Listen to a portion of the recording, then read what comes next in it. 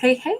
Hi, guys. Welcome back. All right. So I know it's a little bit early for me again tonight. Normally I come on at about 10 o'clock, but I'm trying to slowly get my schedule shifted around just a little bit, and make it a little earlier. But let's get into this. And I have to say that as I was getting started, actually, I don't want this deck on this one. As I was getting started here and about to turn on the video, I was hearing like different old Western music, like Ennio Morricone tracks. No lyrics, just old songs that were put in westerns, and oh god, such amazing music. Violet, great to see you. Atala, Seashells, thanks so much for being here, everyone. We've got a Queen of Cups. Okay, so I don't know if somebody likes watching those old westerns. I don't know if somebody likes, Marconi's soundtracks as much as I do. I don't know. I haven't listened to those old westerns like Good Luck Jack and stuff in such a long time. And yet that's the kind of stuff that was going through my head. Although one of the more like upbeat ones that I think was from the Magnificent Seven, maybe I'm not even right. Maybe it's not even Marconi. It's just that's the name that comes to mind. It was for most of those, Western soundtracks. But we start with a Queen of Cups. The energy of love is here, which is amazing. We may have a water sign feminine, does not have to be. Three of Cups. We have a feminine who is thinking about socializing, thinking about being, around other people at minimum, at least. Nabila, Lindsay, Violet, you crack me up. Hi, Ashley Rose. Oh my, we have a Two of Cups. Okay, so we've got water, water, water. So this is oceans of emotions, right? That's beautiful. She is ready to have a union, or she's waiting for her. Oh gosh, hang on. The song that's kind of in my head is Meet Him at the Door with Nothing On. If you want him, you really got to have him. Then why not make him wait for you? Dip it low, pick it up slow. I can't think of who sings it though. Pop, pop, pop that thing. I'm going to show you how to make your man sing. Okay, so sorry, music is my jam, and I think in song. I always have. So with that in mind, she seems very ready to get down with her person. She's very ready to welcome in her Two of Cups. She is very ready for love. Now, I don't know if she knows who her Two of Cups is, or if she's just saying, my heart is so open. I know that I am like, this is the time of my life that I'm going to be welcoming in a very important man or woman into my life. I can feel it. It's because she's ready for it, really and truly. She's whole, she's complete. High Priestess, she knows it's coming. This is a divine feminine that is completely attuned to it. She may as well have a crystal ball that she can literally look into, because she's that astute. She knows what's on the horizon. She knows that this is going to be a really important one. This is going to be a really real person. Thank you, Violet, Christina, Atala. Thank you, guys. Yes, you guys are wonderful. Christina Million, thank you. Knight of Swords. She knows it's coming in fast, too. How does she know this? What is it? What are the signs? What are the signals? How does she pick up on this? What is happening for her? It's as bright as the sun. Now I'm hearing that other song. Is that Colby Calais? Oh, this is how it starts. Lightning to the heart. Brighter than the sun. Everything feels different to her. You notice that we go from kind of more twilight colors to sunlight colors also. Everything is kind of blues, purples. I feel like this is kind of like her energy throughout the night. She's dealing in the murkiness of a high priestess, right? High priestess is all about the what's in the murky ethers, and then we bring it into the sunlight. We bring it into full clarity. I said, how does she know? What is it that's, making her aware of this? I don't know if she has actually seen this masculine and she's just like, that's him or her. That's my person. Maybe she dreamed of this person's face and then she meets somebody who looks just like him in the daytime. Maybe there's just a spark of something that I don't know, she does have some strong intuition here. She's got an ancestor looking out for her. We got a foxy lady. Maybe she's hearing foxy lady. You know you're a sweet little heartbreaker. Um, I don't know. Is this just one of those? Is that Hendrix? Um, and we got a squirrel up here too. I feel like the thoughts are going a mile a minute. I feel like there's something really powerful. By the way, foxes can also represent a mother energy. Also, doesn't have to be sly, but I'm picturing it like foxy. Like all of this feels very sensual because the high priestess is very sensual, but she is having these little sparks of acknowledgement. She already knows somehow, some way that this person is coming into her life. Maybe there's, it could be something so strange as, you know, a sliver of light, like literally lands on an otherwise cloudy day on the face, the neck, the forearm of this fellow. And she's like, oh my God, it's like a beam of light from the divine just pointed on him like a spotlight. That's my person. I already know this. It could be something like that is coming, or something like that has already happened. I don't know. He'll stand out to her. She just knows it. The Ace of Pentacles is here. It's something about in broad daylight. She will meet this person during broad daylight, and there will be something that highlights him, illuminates him. Maybe there's going to be sunlight shining in his eyes. You notice that these eyes are kind of funky. You know, lots of people's eyes change color if they're standing in full sunlight. You know, like, oh my gosh, I've seen some of the most amazing, like green eyes that literally just glow. Oh, Tamasi, thank you, Angel. Thank you so much. You're so generous, sweetheart. It is my pleasure. Thank you for being here. People with, you know, seemingly dark brown eyes, their eyes can turn into gold like a cat.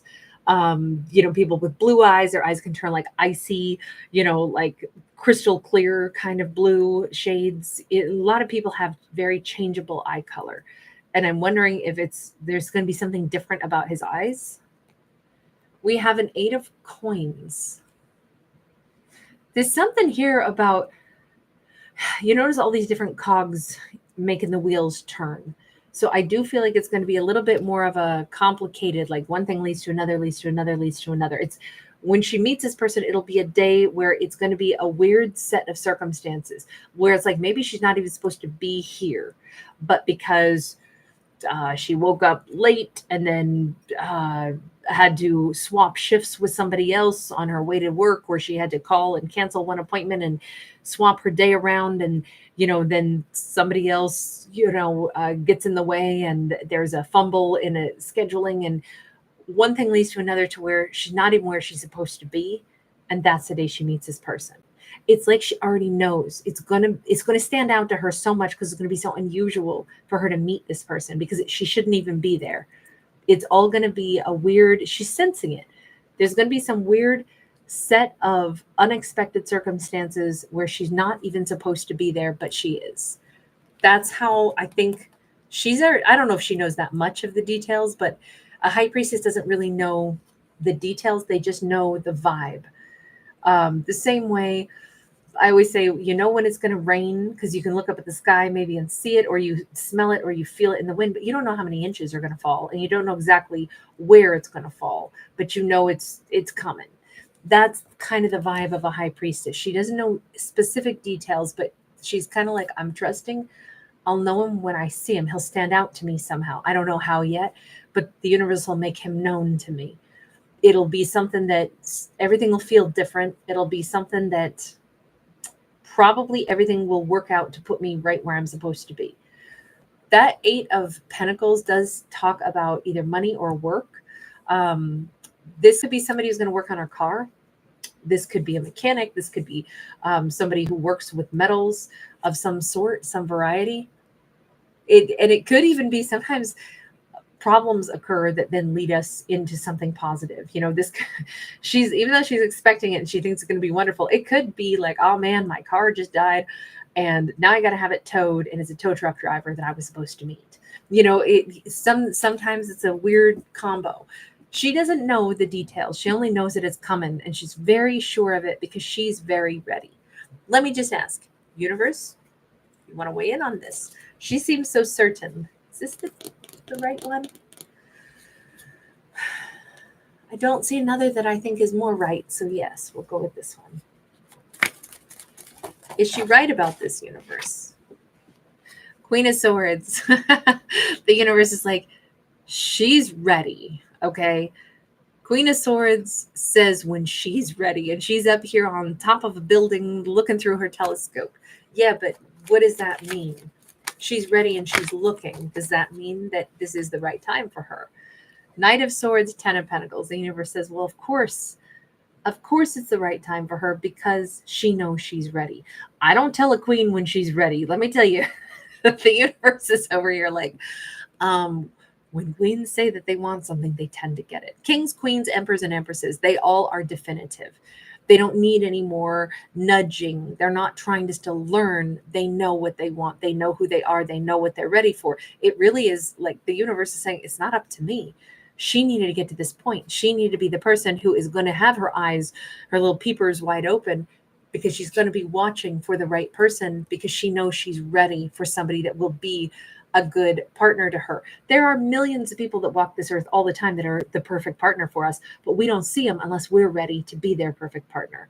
That's all this is. The universe is like, she could have had this a long time ago. She wasn't ready until now. She's in charge.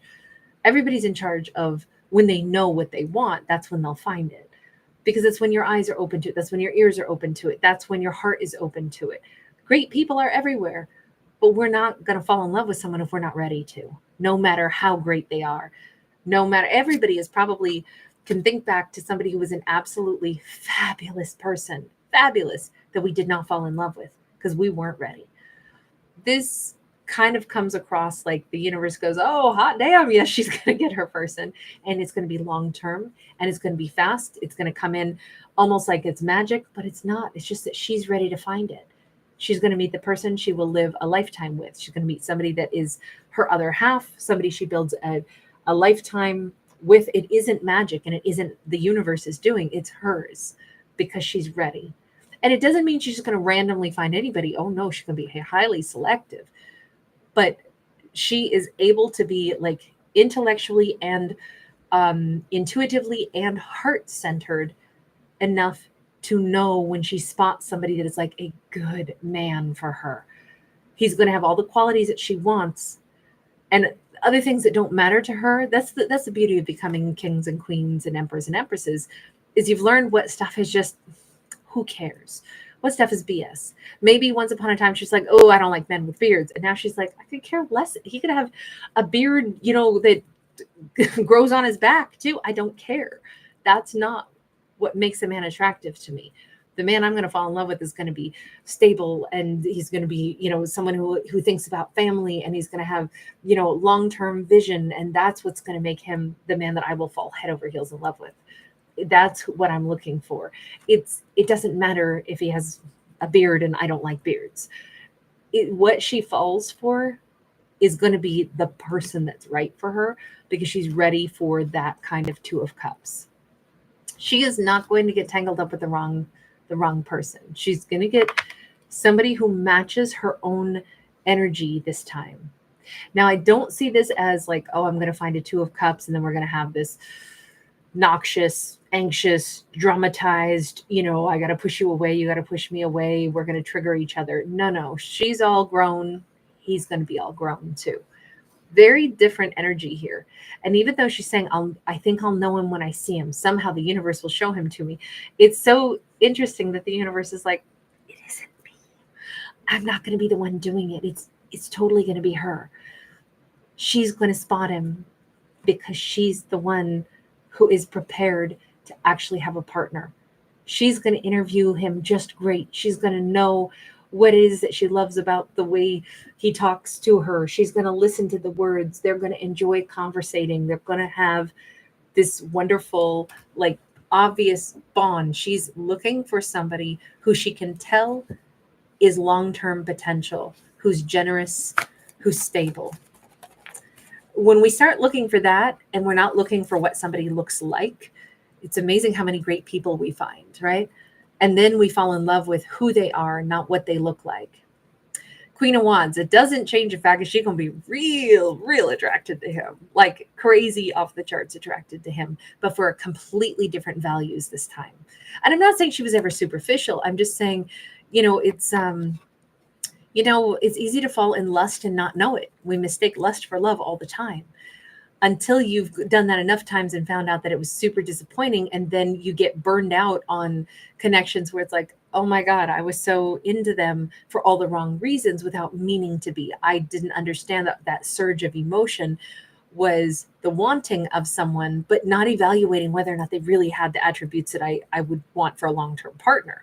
And when we get burned out on that, that's when we start saying, honestly, I want to first look for a long-term potential, and then the attraction will come because that's what I find attractive now. So I think she's going to see him as the sexiest man on earth or woman on earth, and vice versa. But it's not about what they actually look like. That doesn't mean they aren't both stunningly. I mean, she's gorgeous in this card, right? Dresses gorgeous, looks gorgeous, is bright as the sun. I mean, she's incredible looking. But I got to say, he's going to be thinking that he just met the most sparkling gem he's ever come across. But I feel like she's going to be super attracted to him. It's funny because, as I said before, it's like, I said, well, what are the signs? How will she know that it's him? And I was like, oh, well, I guess, there's going to be something that lights him up. He's going to stand out to her. It's funny how she has the sun here.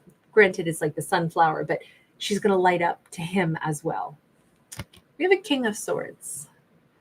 So she has shown up as a couple different queens at this point, and we now see him as a King of Swords. Somebody, and he stands here as like a samurai. So incredibly honorable is kind of the first component of him. By the way, he could be Asian. He could be, hail from a culture that, whether she's familiar with that culture or not, it's irrelevant, but it could be somebody who comes from he could be a sushi chef. I'm just saying that just because I'm picturing that his sword actually less as like a katana and more as, I guess I'm hungry for sushi, but he could have deep cultural roots, and it could be like, wow, I would never have known that this is who I would fall head over heels in love with. It's somebody that's so honorable is what I was seeking. She could be surprised and not surprised all at the same time by who her long-term partner is. This is very different for both of them, possibly, because what they're looking for is the soul of the person that they really want in their life long-term. This is not about superficial, even though they both still come across as really attractive people, but it's more the way they conduct themselves. He's possibly going to be someone who is, it doesn't have to be sparse with words. He could be a little on the serious side, and he could have built a business for himself. He could have been married and divorced. He could have quite a bit of a life history, a legacy. He could have immigrated to another culture. When she meets him, he could be from a different area, and he could have strong ties in whatever culture he hails from. I always look at this as like somewhere in England, but now we do also have a tip of the hat to Japan also. It doesn't matter. I'm just pointing out the fact that who is really our perfect match doesn't mean that they look like us, doesn't mean that they speak the same language as us. It's whatever the soul bond is, that it's like, oh my God, that's the quality of person I've been seeking. They have all of those attributes that I've been looking for, and now they're super attractive to me. That's beautiful. We've got Wheel of Fortune. We've got the Five of Swords sideways. It's really lovely. This Wheel of Fortune says, again, just like we said at the beginning, her heart's ready. That's why this is happening. We have all those gears again. It's funny, different decks, different artists, but we've got some similarities coming through here, huh?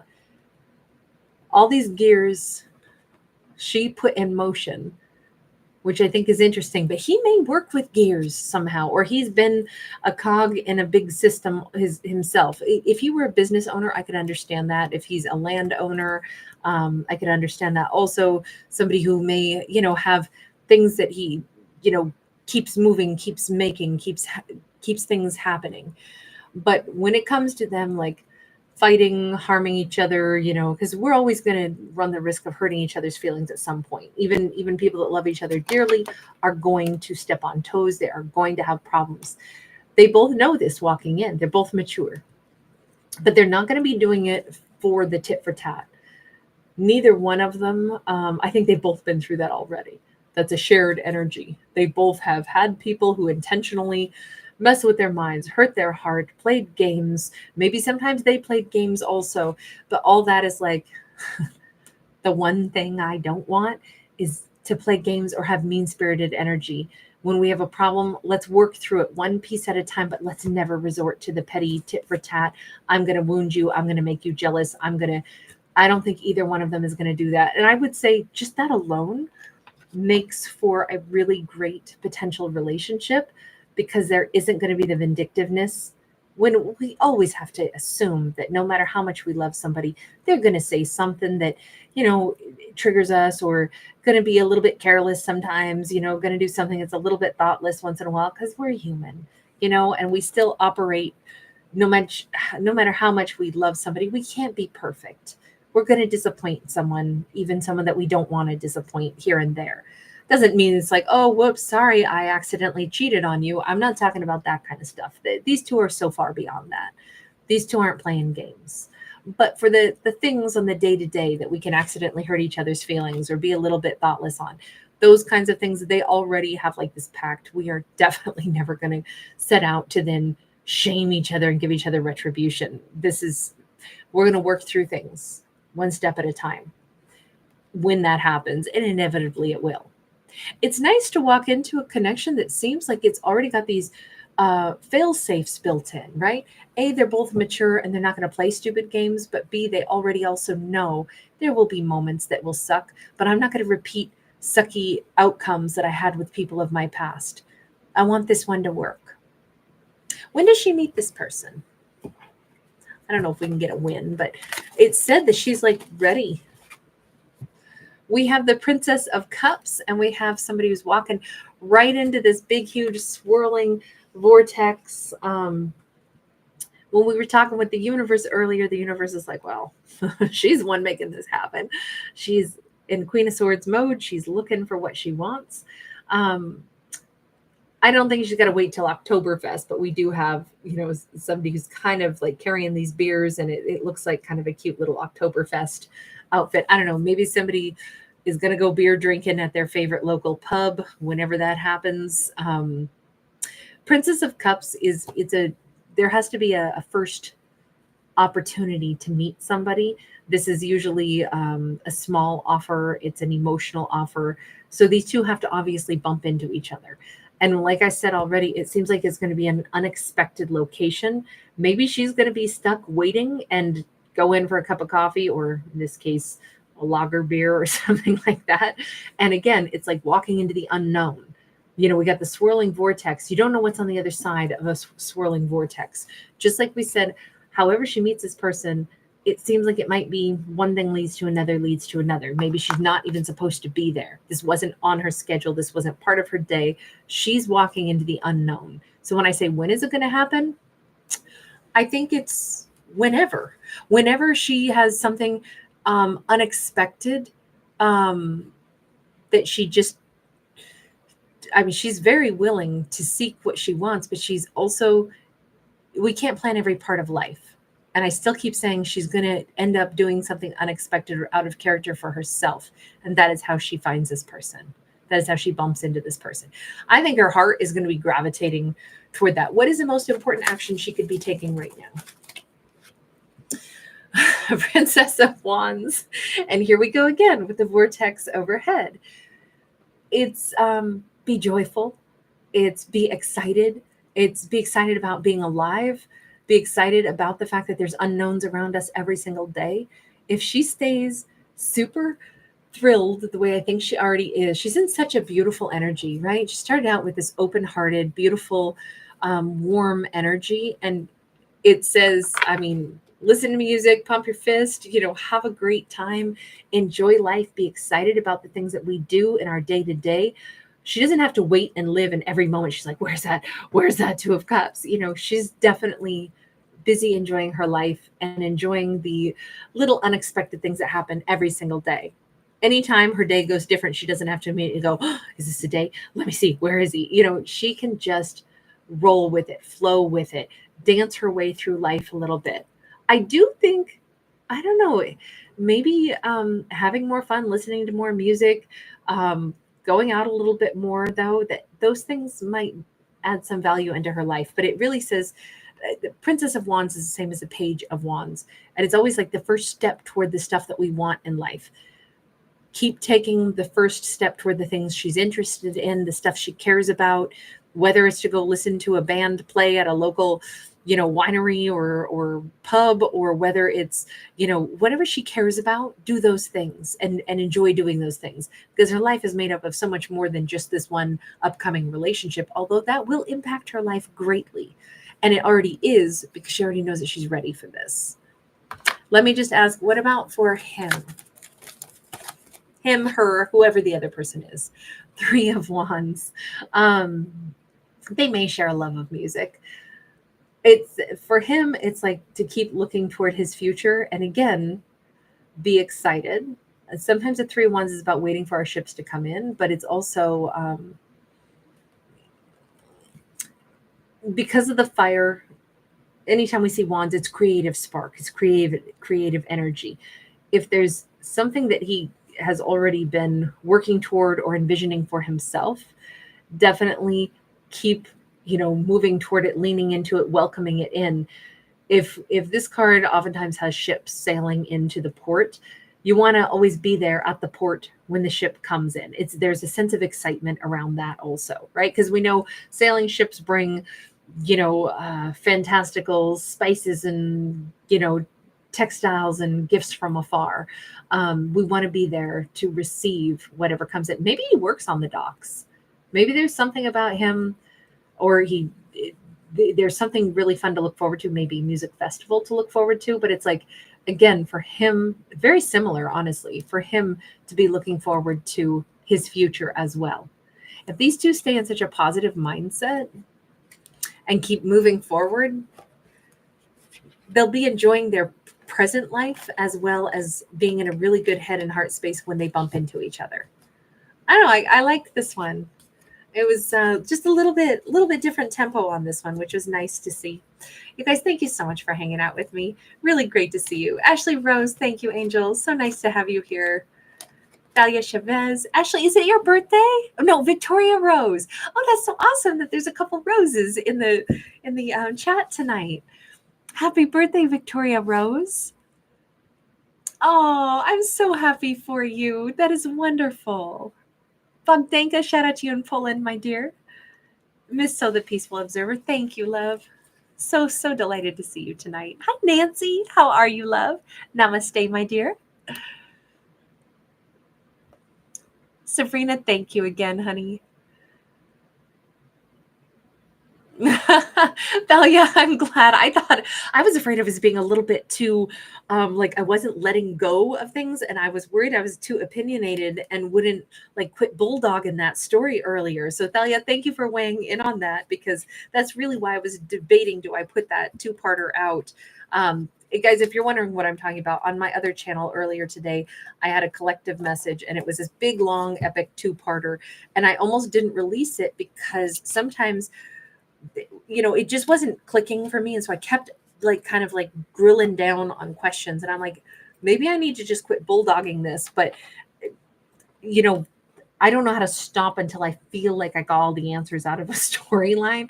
Maybe that's good. Maybe that's bad. But I was like, I don't know, this one, did I drill too hard? Did I insist on continuing until, it clicked for my brain, or should I just have stopped it way earlier? And usually I know about when to stop, but that one, I just couldn't seem to let go of it. So anyway, I don't know. Storytelling is like painting. Sometimes you go, no, just one more little daub of paint. And then sometimes you ruin your painting.